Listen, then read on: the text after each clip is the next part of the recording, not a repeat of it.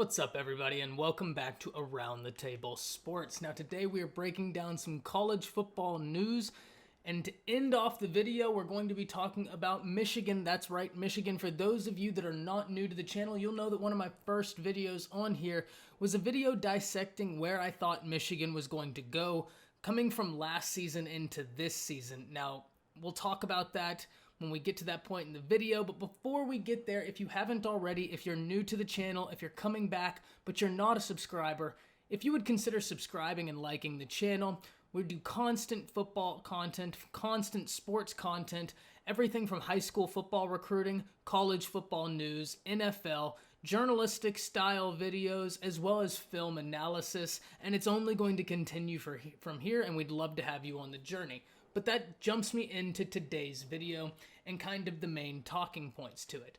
And first, I'd like to start with UConn. Now, for those of you not in the know, UConn canceled its football season this year.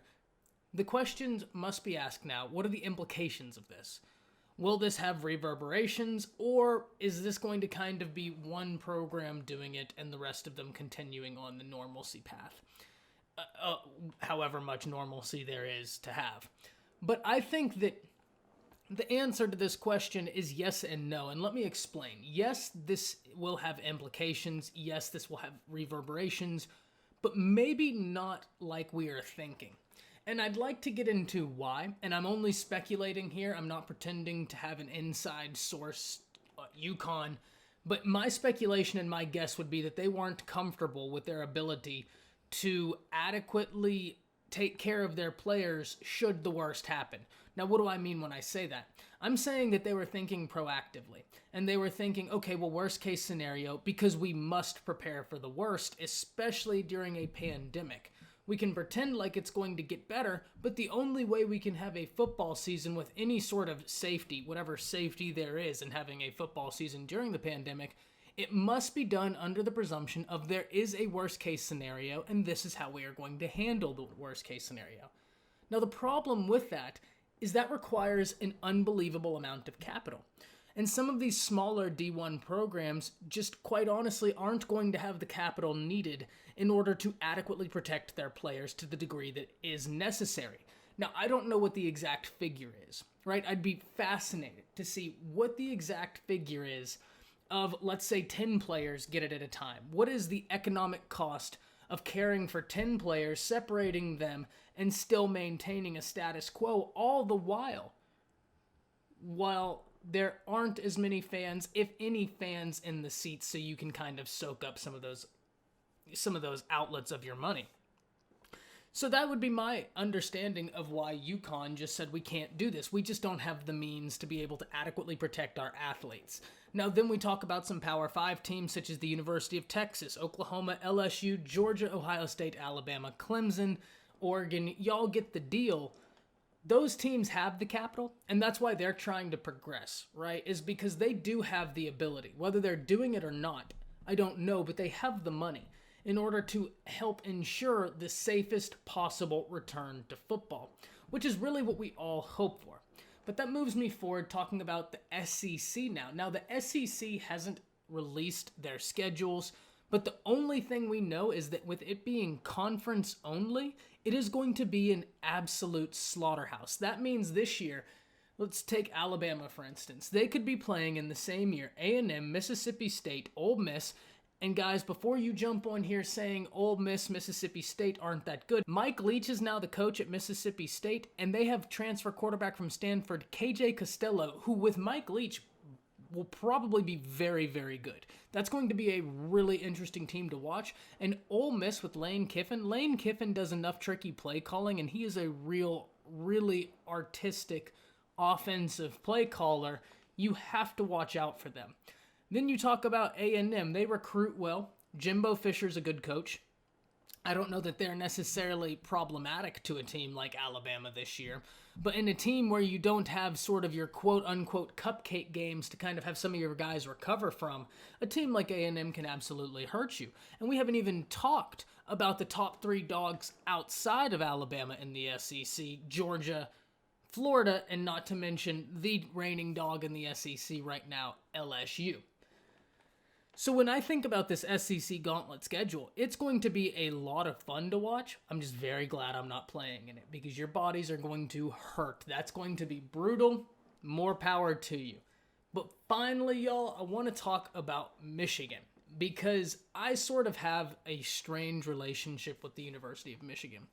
I grew up not a fan of Michigan, but I always liked watching Michigan games, admittedly because I thought they had cool uniforms. Now, once again, I wasn't a fan. I never proclaimed to be a fan, but being such a big college football fan and loving college football, you almost have to love the history that Michigan lends college football.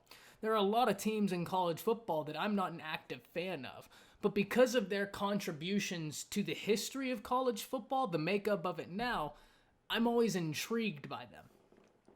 But Michigan over the past few years has been a strange program because under Jim Harbaugh, they've won a lot of games. I mean, if you look at his win percentage, you'd think this is a top 5 coach in the nation, unquestionably.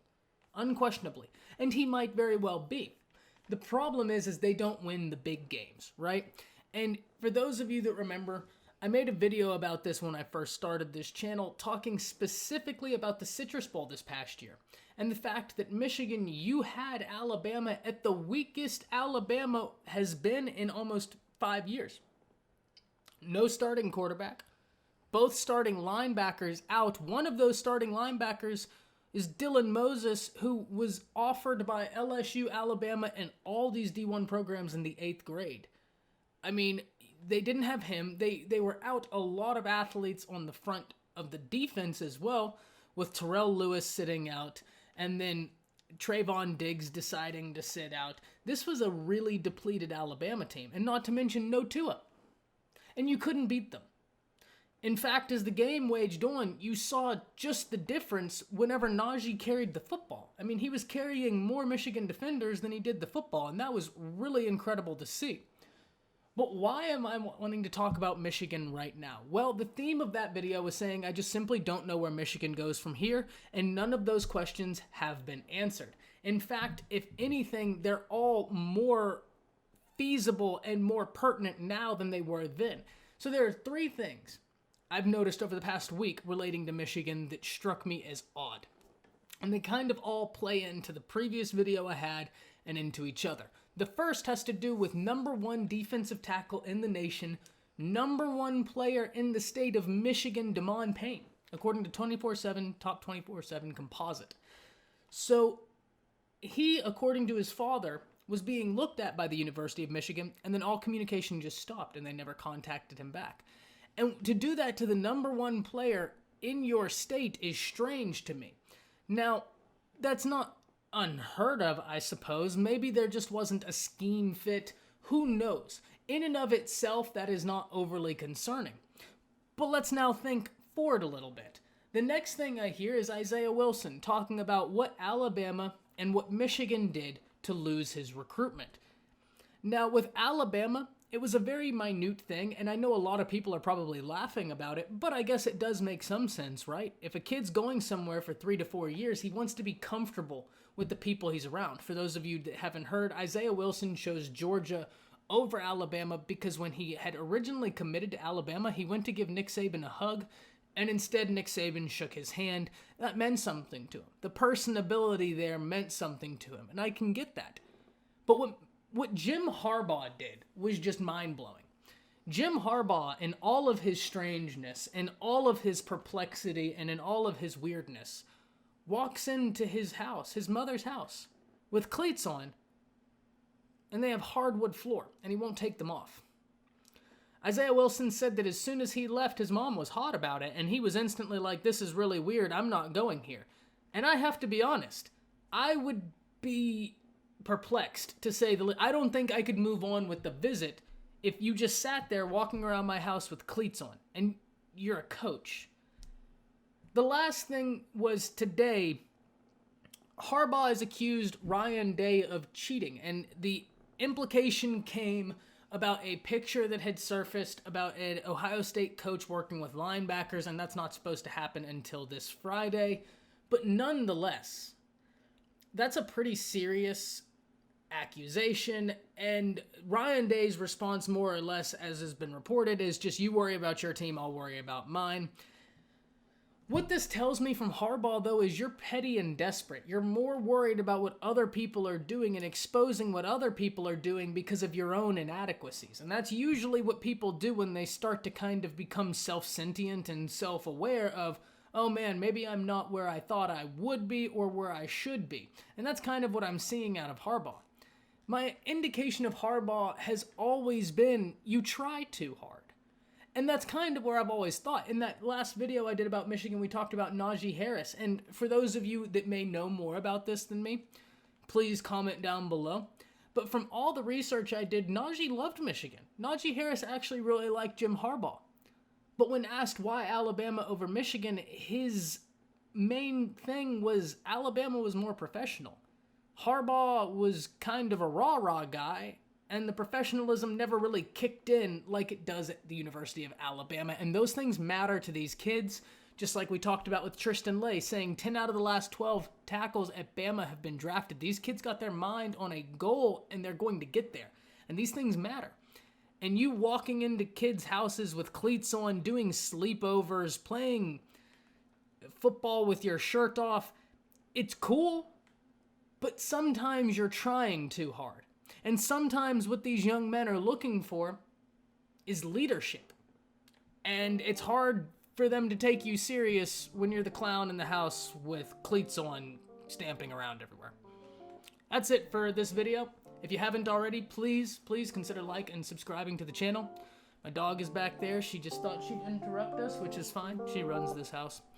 Anyways, y'all, that's it. See ya.